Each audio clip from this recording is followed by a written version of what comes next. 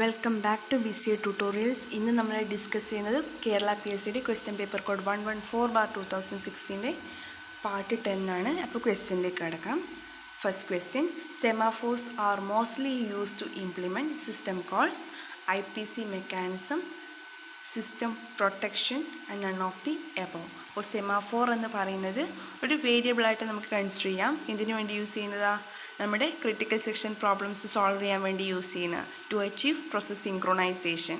അപ്പോൾ ഇതിൽ ഇൻ്റർ process communication mechanism നമുക്ക് പറയാൻ വേണ്ടി പറ്റും. അപ്പോൾ ഇതിൻ്റെ ആൻസർ എന്താണ്? ഓപ്ഷൻ ബി ആണ്. Okay, next one, optimal page replacement algorithm is replace a page that has not been used for a long time, replace a page that has been used for a long time, replace a page that will not be used for a long time. അപ്പോൾ page replacement algorithm എന്താണ്? Page replacement algorithm എന്ന് പറഞ്ഞു കഴിഞ്ഞാൽ, for example നമ്മളിപ്പോൾ ഒരു program execute ചെയ്യാണ്. അപ്പോൾ ആ പ്രോഗ്രാമിന് ആവശ്യമായ പേജസ് നമുക്ക് ആ റിക്വസ്റ്റ് ചെയ്ത പേജസ് ഇല്ല എങ്കിൽ നമുക്ക് എന്ത് ചെയ്യേണ്ടി വരും? ഇത് റിക്വസ്റ്റ് ചെയ്യേണ്ടി വരും, അത് ലോഡ് ചെയ്യേണ്ടി വരും. ഓക്കെ, പക്ഷെ നമ്മുടെ ഫ്രെയിംസ് എല്ലാം ഓൾറെഡി ഒക്യുപ്പൈഡ് ആണ്. അങ്ങനെ ആകുമ്പോൾ നമുക്ക് എന്ത് ചെയ്യേണ്ടി വരും? ആ പേജസിനെ റീപ്ലേസ് ചെയ്യേണ്ടി വരും. പുതിയതായിട്ട് വരുന്ന പേജസിന്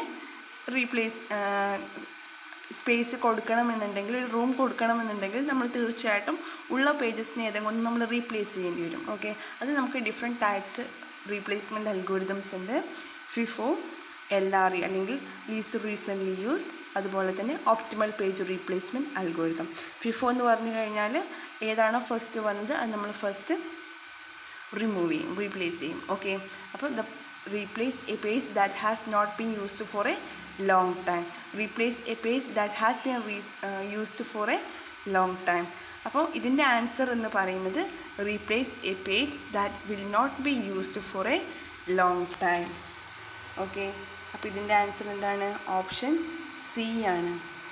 next one, bankers algorithm four resource allocation deals with deadlock prevention, deadlock recovery, mutual exclusion, deadlock avoidance. അപ്പോൾ ബാങ്കേഴ്സ് അൽഗോരിതം എന്ന് പറയുന്നത് ഡെഡ്ലോക്ക് അവോയ്ഡ് ചെയ്യാൻ വേണ്ടി യൂസ് ചെയ്യുന്നതാണ്. ഓക്കെ, അപ്പോൾ ഇതിൻ്റെ ആൻസർ ഡി ആണ്. Next one, the problem of thrashing is affected significantly by program structure, program size, primary storage size, all of the above. അപ്പോൾ ഇതിൻ്റെ ആൻസർ കൊടുത്തിരിക്കുന്നത് ഓപ്ഷൻ എ ആണ്, അതായത് പ്രോഗ്രാം സ്ട്രക്ചർ. ഇപ്പോൾ ത്രാഷിംഗ് എന്ന് പറഞ്ഞു കഴിഞ്ഞാൽ എന്താണ്? അതായത് നമ്മളിപ്പോൾ ഒരുപാട് പ്രോസസ്സ് നമ്മൾ എക്സിക്യൂട്ട് ചെയ്യുന്ന സമയത്ത് ചിലപ്പോൾ നമ്മുടെ ഒരു മൾട്ടി പ്രോഗ്രാമിംഗ് സിസ്റ്റത്തിൽ CPU എന്ത് ചെയ്യേണ്ടി വരും? CPU യൂട്ടിലൈസേഷൻ ഇമ്പ്രൂവ് ചെയ്യേണ്ടി വരും. ഇങ്ങനെ CPU യൂട്ടിലൈസേഷൻ ഇമ്പ്രൂവ് ചെയ്യാൻ വേണ്ടി നമ്മൾ എന്ത് ചെയ്യാം? കുറച്ചുകൂടി പ്രോസസ്സസ് നമുക്ക് എന്ത് ചെയ്യാം? ലോഡ് ചെയ്യാം. അങ്ങനെ മെമ്മറിയിലേക്ക് കുറച്ചുകൂടി പ്രോസസ്സ് ലോഡ് ചെയ്യുന്ന സമയത്ത് മൾട്ടി പ്രോഗ്രാമിംഗ് ഇൻക്രീസ് ചെയ്യും. ഓക്കെ, ഇങ്ങനെ മൾട്ടി പ്രോഗ്രാമിംഗ് ഇൻക്രീസ് ചെയ്യുമ്പോൾ CPU യൂട്ടിലൈസേഷൻ സ്വാഭാവികമായിട്ടും ഡിക്രീസ് ആവും. അപ്പോൾ ഇതൊരു ചെയിൻഡ് പ്രോസസ്സാണ്. ഇപ്പോൾ ഈ ഒരു രീതിയിൽ പോകുന്നതാണെന്ത്? ഒരു ത്രാഷിംഗ് ഒരു സിറ്റുവേഷനെയാണ് നമ്മൾ ത്രാഷിംഗ് എന്ന് പറയുന്നത്.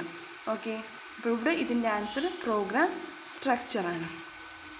Next one, when the page fault rate is low, the turnaround time increases, the effective access time increases, the effective access time decreases, both A and B. ഇപ്പോൾ പേജ് ഫോൾട്ട് റേറ്റ് ലോ ആണെന്ന് പറഞ്ഞു കഴിഞ്ഞാൽ നമുക്ക് എന്ത് പറയാം? Effective access time decrease ചെയ്യുന്നു പറയാം. Okay, next one, to avoid the race condition, the number of processes that may be simultaneously inside the critical section is option A 8, B 1, C 16 and D 0. ഇപ്പോൾ raise condition എന്ന് പറഞ്ഞു കഴിഞ്ഞാൽ എന്താണ്? അതായത് ഇപ്പോൾ for example നമുക്കറിയാം different type of process ഉണ്ട്. നമ്മൾ പ്രോസസ്സിനെ മെയിനായിട്ട് രണ്ടായിട്ട് തിരിക്കാം, കോപ്പറേറ്റീവ് പ്രോസസ്സും ഇൻഡിപെൻഡൻറ്റ് പ്രോസസ്സും. ഇൻഡിപെൻഡൻറ്റ് പ്രോസസ്സ് എന്ന് പറഞ്ഞു കഴിഞ്ഞാൽ ഓരോ പ്രോസസ്സും ഇൻഡിപെൻഡൻ്റ് ആയിട്ട് എക്സിക്യൂട്ട് ചെയ്യാൻ വേണ്ടി പറ്റും.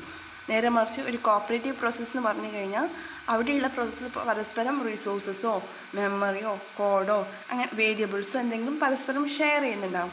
അപ്പോൾ അത്തരം കണ്ടീഷൻസിൽ നമുക്ക് ഒരു പ്രോസസ്സ് മറ്റൊരു പ്രോസസ്സിൻ്റെ എക്സിക്യൂഷനെ എഫക്റ്റ് ചെയ്യാം. ഓക്കെ, ആ ഒരു കണ്ടീഷനാണ് നമ്മൾ റേസ് കണ്ടീഷൻ എന്ന് പറയുന്നത്. അപ്പം the condition where the final output product depends on the execution order of the instruction of different processes. അതാണ് റേസ് കണ്ടീഷൻ. ഫോർ എക്സാമ്പിൾ ഇപ്പോൾ നമുക്ക് രണ്ട് പ്രോസസ്സ് ഉണ്ടെന്ന് വിചാരിക്കാം. P1ഉം P2ഉം. P1 എന്ന് പറയുന്നത് ഇപ്പോൾ ഒരു റിസോഴ്സ് ഉണ്ട്, R എന്ന് പറയുന്ന റിസോഴ്സ്. ആ റിസോഴ്സിൻ്റെ വാല്യൂ സപ്പോസ് 3 ആണെന്ന് വിചാരിക്കാം. ഓക്കെ, ഇനി എക്സ് എന്ന് പറയുന്നൊരു ലോക്കൽ വേരിയബിൾ. ആ എക്സ് എന്ന ലോക്കൽ വേരിയബിളിലേക്ക് നമ്മൾ റിസോഴ്സ് R അസൈൻ ചെയ്ത് കൊടുത്തു. ദെൻ എക്സ് ഇൻക്രിമെൻ്റ് ചെയ്യാണ്. ദെൻ ആ എക്സ് എന്ന് പറയുന്ന വാല്യൂ നമ്മൾ ഏതിലേക്ക് കൊടുക്കുന്നു? ആറിലേക്ക് കൊടുക്കുന്നു. ഓക്കെ, ഇനി പ്രോസസ് P2 എന്ന് പറയുന്നത് അവിടെ ഒരു വേരിയബിൾ ഉണ്ട്, ലോക്കൽ വേരിയബിൾ y. അതും ആക്സ് ചെയ്യുന്ന ഏത് തന്നെയാണ്? സെയിം റിസോഴ്സാണ്. ഇനി ഈ y എന്ത് ചെയ്യുകയാണ്? ഡിക്രിമെൻ്റ് ചെയ്യുകയാണ്. അതിനുശേഷം ആ വാല്യൂ നമ്മൾ ഏതിലേക്ക് കൊടുക്കുന്നു? നമ്മുടെ റിസോഴ്സിലേക്ക് കൊടുക്കുന്നു. അപ്പോൾ ഇതാണ് രണ്ട് പ്രോസസ്സ് എന്ന് പറയുന്നത്. ഇനി ഈ രണ്ട് പ്രോസസ്സ് നമ്മൾ എക്സിക്യൂട്ട് ചെയ്യുന്ന സമയത്ത് ഒരു നോർമൽ എക്സിക്യൂഷൻ ആണെങ്കിൽ എങ്ങനെ വരും? ഇപ്പോൾ R3 ആണ്, അപ്പോൾ ഫസ്റ്റ് P1 ആണ് എക്സിക്യൂട്ട് ചെയ്തത്, സീരിയൽ എക്സിക്യൂഷൻ ആണ് വരുന്നതെങ്കിൽ P1 എക്സിക്യൂട്ട് ചെയ്ത് കംപ്ലീറ്റ് ചെയ്തതിന് ശേഷം P2 എക്സിക്യൂട്ട് ചെയ്യും. ഓക്കെ, അങ്ങനെ വരുമ്പോൾ എങ്ങനെയാണെന്ന് നമുക്ക് ആദ്യം നോക്കാം. എക്സിൻ്റെ വാല്യൂ ഫസ്റ്റ് എന്താണ്? 3 ആണ്. ദെൻ 3 ഒന്ന് ഇൻക്രിമെൻ്റ് ചെയ്തു, 4 വന്നു. ദെൻ ആ 4 എന്ന വാല്യൂ ആണ് ആറിലേക്ക് വന്നിരിക്കുന്നത് അല്ലേ. അപ്പോൾ y = എന്താണ്? ഇവിടത്തേക്ക് അത് കഴിഞ്ഞാൽ നമ്മളത് ഇങ്ങോട്ടേക്ക് എടുക്കണം. കാരണം P1 കംപ്ലീറ്റ് ആയി. P1 കംപ്ലീറ്റ് ചെയ്തതിന് ശേഷം P2 എക്സിക്യൂട്ട് ചെയ്യാണ്. അപ്പോൾ വൈയുടെ വാല്യൂ ഇപ്പോൾ 4 ആണ്. ദെൻ 4 ഒന്ന് ഡിക്രിമെൻ്റ് ചെയ്തു. ദെൻ നെക്സ്റ്റ് സ്റ്റെപ്പിൽ ആ ഡിക്രിമെൻ്റ് ചെയ്ത് നമുക്ക് കിട്ടുന്ന വാല്യൂ എന്താണ്? 3 ആണ്. ദെൻ ആ 3 ആണ് റിസോഴ്സിലേക്ക് വരുന്നത്. അപ്പോൾ റിസോഴ്സിൻ്റെ വാല്യൂ എന്ത് തന്നെയാണ്? 3 ആണ്. കാരണം എന്താ? നമ്മളൊന്ന് 3 എന്ന റിസോഴ്സിൻ്റെ വാല്യൂ അത് ഫസ്റ്റ് നമ്മളൊന്ന് ഇൻക്രിമെൻ്റ് ചെയ്തു, അത് തന്നെ ഒന്ന് ഡിക്രിമെൻ്റ് ചെയ്തു. അപ്പോൾ നമ്മുടെ വാല്യൂവിൽ ചേഞ്ച് വരുന്നില്ല. നേരെ മറിച്ച് ഈ പ്രോസസ്സിൻ്റെ ഓർഡർ നമ്മൾ മാറ്റുകയാണ്. ആദ്യം നമ്മൾ എക്സിക്യൂട്ട് ചെയ്യുന്നത് പ്രോസസ്സ് P2 ആണ്. അതിൽ ഫസ്റ്റ് അതായത് y = R. അപ്പോൾ വൈയുടെ വാല്യൂ ഇപ്പോൾ എന്താണുള്ളത്? 6 ആണ്. ഓക്കെ, അതിനുശേഷം എക്സിക്യൂട്ട് ചെയ്യുന്നത് ഇത് ഫസ്റ്റ് എക്സിക്യൂട്ട് ചെയ്തു. അതിനുശേഷം എക്സിക്യൂട്ട് ചെയ്യുന്നത് P1 ആണ്. P1 ഫസ്റ്റ് പ്രോസസ്സ് അത് എക്സിക്യൂട്ട് ചെയ്യുമ്പോൾ എക്സിൻ്റെ വാല്യൂ എന്താണ്? എക്സിൻ്റെ വാല്യൂ 6 തന്നെയാണ്, അതായത് 3 തന്നെയാണ്. ദെൻ നെക്സ്റ്റ് എക്സിക്യൂട്ട് ചെയ്യാണ്. നെക്സ്റ്റ് എക്സിക്യൂട്ട് ചെയ്യുക എന്ന് പറയുമ്പോൾ എക്സ് ഒന്ന് ഇൻക്രിമെൻ്റ് ആയി അല്ലേ. എക്സ് ഒന്ന് ഇൻക്രിമെൻ്റ് ആകുമ്പോൾ നമുക്ക് വാല്യൂ എത്ര കിട്ടി? ഇവിടെ 4 കിട്ടി.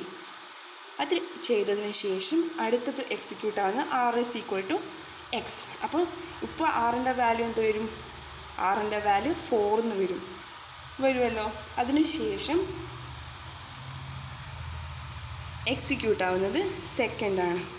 സെക്കൻഡ് എക്സിക്യൂട്ട് ആവുന്ന സമയത്ത് ഇവിടെ വൈയുടെ വാല്യൂ എന്താണ്? 3 ആണ്. ഓക്കെ, ദെൻ y ഒന്ന് ഡിക്രിമെൻ്റ് ആവുന്നു. y ഒന്ന് ഡിക്രിമെൻ്റ് ആകുമ്പോൾ ഇതിൻ്റെ വാല്യൂ എന്ത് വരും? 2 വരും. ഇപ്പോൾ റിസോഴ്സിൻ്റെ വാല്യൂ എത്രയാണ് വരിക?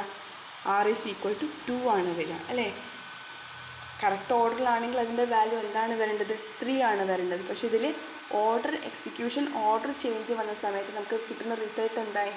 ചേഞ്ച് ആയി. അപ്പോൾ ഈ ഒരു കണ്ടീഷനാണ് എന്ത്? റേസ് കണ്ടീഷൻ എന്ന് പറയുന്നത്.